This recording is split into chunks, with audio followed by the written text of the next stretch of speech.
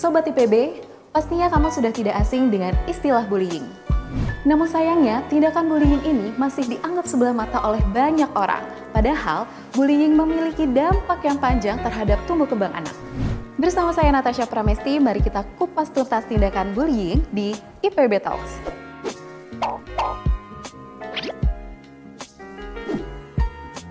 Buntut dari banyaknya kasus bullying di Indonesia masih sering terjadi. Perilaku bullying pada anak menjadi persoalan yang serius, serta memiliki dampak jangka panjang baik secara fisik, emosional, dan psikososial pada anak. Nah, Sobat IPB sudah hadir bersama kita narasumber yang akan membahas terkait tindakan bullying ini, yaitu ada Dr. Yulina Evariani. Beliau merupakan dosen dari Departemen Ilmu Keluarga dan Konsumen Divisi Perkembangan Anak. Nah, di sini sudah ada Ibu Eva. Halo Ibu Eva, apa kabar? Halo Tasya, baik. Gimana Tasya? Sehat? Alhamdulillah sehat juga Ibu. Nah, di sini aku penasaran banget Bu tentang tindakan bullying karena memang tanpa kita sadari ini masih terjadi sampai saat ini ya Bu. Betul. Nah, sebenarnya apa sih Bu yang mendasari perilaku bullying di sekitar lingkungan kita? Baik Tasya, betul sekali ya bahwa bullying ini banyak sekali terjadi di sekitaran kita, tapi kemudian masih sedikit yang aware terhadap bullying begitu ya. Ketika ditanya kemudian apa yang mendasari sebenarnya seseorang melakukan tindak bullying atau seseorang menjadi korban bullying begitu ya, berarti kan harus dilihat dari dua sisi begitu ya, dari sisi pelaku dan dari sisi korban. Kalau dari sisi pelaku ada beberapa faktor sebenarnya Tasya yang menyebabkan seseorang tersebut melakukan bullying. Yang pertama, memang orang tersebut memiliki masalah pribadi begitu ya. Misalnya dia memiliki rasa percaya diri yang rendah. Kemudian juga ada permasalahan misalnya kurangnya empati begitu ya. Atau kemudian yang ketiga ada permasalahan dalam pengendalian emosional. Jadi sangat agresif begitu sehingga ketika dia ingin marah begitu ya, ingin melampiaskan selalu kepada orang lain. Atau kemudian kemampuan sosial yang rendah begitu, dia memiliki rasa iri kepada temannya, atau kemudian dia tidak mudah bergaul begitu ya, dia mencari perhatian supaya temannya mau bergaul dengan dia, tapi diekspresikan dengan cara yang salah. Kemudian yang kedua dari sisi korban. Dari sisi korban ada beberapa faktor sebenarnya yang menyebabkan ya seseorang tersebut bisa menjadi korban bullying. Yang pertama, mungkin seseorang tersebut terlihat secara fisik tuh berbeda. Betul ya? Benar. Ya kan? Secara fisik berbeda, terlihat lemah begitu. Kemudian juga sulit bergaul, dia tidak bergaul dengan teman-temannya begitu ya. Dan kemudian ketika disakiti kok seperti menerima saja begitu. Nah, itu kemudian yang menyebabkan seseorang bisa menjadi pelaku dan bisa menjadi korban. Nah, ini menarik banget ya Ibu karena biasanya ini yang disalahkan hanya korbannya aja. Betul. Ya kan Bu, kadang emang korbannya nih yang menutup diri, korbannya emang nggak mau bergaul, atau dia yang kurang berekspresi gitu ya kan, kurang berprestasi, atau tadi yang Ibu sampaikan fisiknya kurang, terlihat gitu ya. lemah. Terlihat lemah, Betul. ternyata memang tidak hanya dari sisi korbannya aja gitu ya, tapi dari pelaku tindak bullying. Nah, untuk yang berikutnya Ibu, tindakan bullying ini biasanya yang kita ketahui ini jenisnya itu verbal atau sering diolok-olok, terus direndahkan di depan umum. Nah, sebenarnya untuk tindakan bullying ini itu hanya verbal saja atau ada jenis-jenis lainnya Bu? Sebenarnya kembali lagi, definisi bullying itu berasal dari kata bully yang artinya kecenderungan seseorang ya, dia selalu ingin menyakiti orang lain yang dianggap lemah begitu, bisa terjadi berulang seperti itu. Nah, jenis-jenis bullying itu ternyata tidak hanya verbal Tasya. Jadi ada jenis bullying verbal, betul tadi yang Tasya sampaikan, jadi diejek atau mengejek ya, kemudian mengolok-olok begitu ya. Kalau anak-anak SD itu zaman, saya nggak tahu sekarang masih atau tidak, ngata-ngatain nama orang tua. Masih Bu, masih itu di angkatan saya masih. Nah, ya seperti itu. Sebenarnya apa esensinya ya ngata-ngatain nama orang tua begitu. Kemudian juga yang kedua adalah bullying fisik. Ini yang berbahaya sekali. Coba mungkin Tasya pernah mendengar ya kasus-kasus bullying fisik itu seperti misalnya tindakan korban tendangan, kemudian tonjokan, dan kalau kita membaca media massa begitu ya, banyak sekali kasus bullying fisik itu yang sangat membahayakan, bahkan memakan korban. Kemudian dia harus dilarikan ke rumah sakit seperti itu. Nah, kemudian yang ketiga itu adalah bullying emosional. Apa tuh bullying emosional begitu ya? Jadi kecenderungan seseorang menjadi pelaku bullying atau korban bullying dengan apa istilahnya? Menyakiti secara emosional. Misalnya seperti apa? Mengasingkan. Atau misalnya, ih ngapain sih temenan sama dia? Begitu ya. Ini sering banget tiba terjadi bahkan di lingkungan perkuliahan kampus gitu. Nah seperti itu. Jadi seperti diasingkan dan lain sebagainya, itu adalah bullying emosional, kayak pembunuhan karakter ya kalau istilahnya ya. Jadi temannya itu diasingkan supaya tidak bisa bergaul atau menjadi bagian dari mereka begitu, sehingga nanti dia akan merasa lemah, kemudian tidak percaya diri, kemudian menjadi terasing dan lain sebagainya. Dan yang keempat, yang sekarang marak ya, yang patut kita underline begitu atau perlu waspada, itu adalah cyberbullying.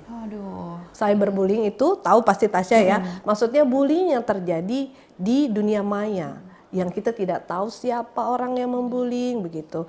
Tapi kemudian banyak menggunakan akun-akun palsu, medsos dan lain sebagainya. Jadi seperti itu Tasya. Ternyata banyak ya Ibu ya jenis dari tindakan bullying ini, apalagi tadi sampai di emosional. Melihat jenis tindakan bullying tadi ada bullying fisik, terus juga verbal, emosional gitu ya Bu. Hingga cyberbullying. Nah, ini kalau misalkan kita lihat dari tindakan bullying yang fisik, itu dampaknya langsung terlihat ya, ada memar, bahkan bisa sampai memakan korban.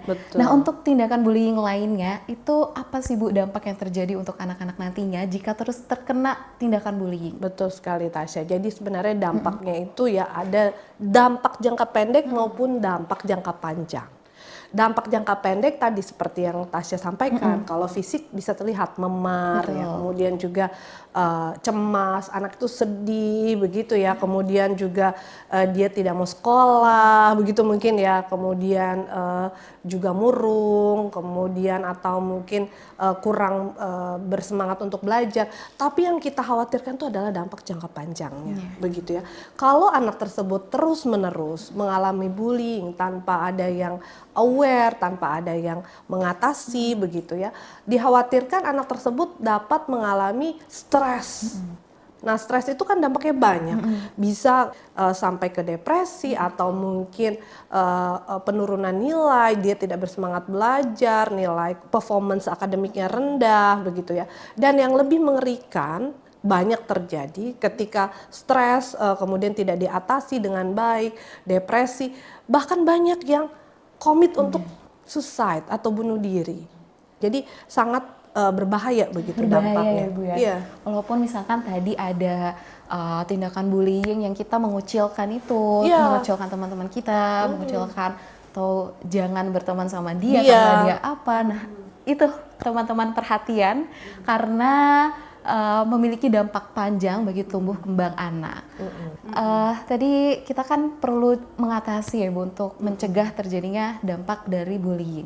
Untuk yang berikutnya gimana sih Bu cara kita mengetahui tanda-tanda anak yang mengalami bullying? Yang mengalami atau kita jelaskan ada dua sisi ya. Jadi sebagai korban maupun pelaku. Nah, kalau korban tanda-tandanya itu bisa terlihat seperti kalau bullying fisik tadi Tasya jelaskan kelihatan begitu ya. Kayaknya kok dia mengalami kekerasan begitu ya. Tapi kalau bullying yang lain ketika anak sudah berubah menjadi anak yang pemurung, kemudian dia tidak perform dalam akademik begitu ya, kan mudah itu dilihat ya, tiba-tiba kok menarik diri dari pergaulan atau dia jadi tidak happy ke sekolah. Biasanya kan bullying terjadi di sekolah atau bahkan banyak tempat, cuman ketika dia seperti menghindari satu tempat begitu. Nah, itu adalah tanda-tanda ya yang patut kita curigai atau waspadai. Tapi untuk pelaku yang bisa kita lihat adalah ketika anak ini terlihat kok agresif, begitu ya, agresif, kemudian lebih dominan ke orang lain, begitu, sudah mulai belajar mengintimidasi. Nah, itu juga harus kita waspadai. Apakah kemudian anak tersebut menjadi pelaku bullying, begitu. Itu adalah tanda-tanda yang mudah kita identifikasi, begitu Tasya. tanpa harus ada eksplorasi lebih begitu ya. Nah, untuk berikutnya nih, gimana Bu cara agar anak tersebut itu bisa melaporkan apa yang sudah dialaminya? Ini kan kadang karena kalau misalkan anak itu udah murung susah ya Ibu ya, kayak betul. gimana nih kita nge-reach anak itu gitu, sedangkan dia aja menutup diri, menjauhi orang-orang. Nah, ada nggak sih Bu strategi khusus ataupun cara untuk dia mau melaporkan? Iya betul. Jadi yang pertama ya, supaya kita bisa mengidentifikasi begitu ya, kita tahu bahwa dia menjadi korban atau kemudian pelaku lah ya, lebih banyaknya begitu, adalah orang terdekatnya yang harus mengidentifikasi. Dalam hal ini kalau dalam posisi anak itu harusnya orang tua. Nah, begitu. Nah, bagaimana kemudian, itu kan pertanyaan, bagaimana nih orang tua supaya yang harus dilakukan oleh orang tua strategi supaya anak bisa terbuka, begitu ya. Yang pasti yang harus dilakukan oleh orang tua ya dari awal adalah membangun yang namanya komunikasi. Betul ya. Benar. Komunikasi itu kunci, landasan berbagai relasi itu dulu. Jadi komunikasi itu bukan ketika misalnya terjadi sesuatu begitu ya, baru kemudian kita menginterogasi, ada apa kamu? Kamu menjadi korban? Atau bukan seperti itu. Tapi dimulai dari komunikasi yang hangat begitu ya. Kemudian bercerita hal remeh-temeh di sekolah begitu. Apa nih yang kamu sukai di sekolah, atau kemudian apa yang terjadi di sekolah begitu ya. Dari situ mungkin kita bisa menggali begitu. Kedekatan ya, menciptakan kedekatan sehingga dia mau menceritakan apapun yang ada di sekolah, sehingga ketika pun dia mengalami sesuatu yang tidak menyenangkan, dia mau menceritakan kepada orang tua. Yang kedua, yang utama, kuncinya adalah mendengarkan. Kenapa harus mendengarkan? Karena terkadang orang tua khususnya atau orang dewasa ketika mendengarkan cerita anaknya, ngapain sih kayak gitu aja kok diceritain? Kalau kemudian kita tidak terbiasa mendengarkan apa yang disampaikan, hal remeh-temeh, bagaimana mungkin kemudian kita menganggap sesuatu yang berbahaya itu penting? Begitu. Jadi bagaimana mungkin anak mau menceritakan hal yang lebih besar? Begitu. Karena para orang tua ya khususnya, segala sesuatu yang disampaikan oleh anak, utamanya ketika dia mengalami perlakuan yang tidak menyenangkan, itu sangat kecil kemungkinannya untuk mereka berbohong.